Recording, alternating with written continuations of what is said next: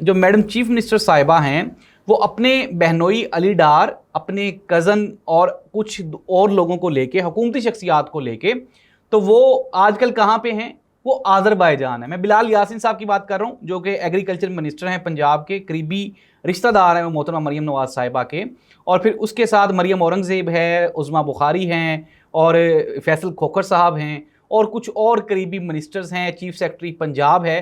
یہ سارے کے سارے آذربائیجان کے سرکاری دورے پہ ہیں۔ اور اگر ہم دیکھیں تو چونکہ پاکستان میں اس وقت شدید گرمی ہے، تو محترمہ مریم نواز صاحبہ جب پاکستان میں یہاں پہ سموگ ہوئی تھی تو وہ سوئٹزرلینڈ چلی گئی تھی، کیونکہ وہاں کا جو ایئر انڈیکس ہے وہ بہت اچھا تھا، زبردست تھا، تو وہاں چلی گئی تھی۔ اب چونکہ پاکستان میں گرمی ہے، لاہور میں گرمی ہے، تو محترمہ باکو چلی گئی ہیں، آذربائیجان گئی ہیں۔ باکو جو ہے وہ تمام دوست جو باہر جاتے آتے رہتے ہیں سیر و سیاحت کے لیے، ان کو پتہ ہے کہ باکو کس لیے مشہور ہے، اور وہاں پہ کس لیے انٹرٹینمنٹ کے لیے جایا جاتا ہے نا، کیونکہ وہاں پہ ٹورزم سپورٹس ہیں مختلف۔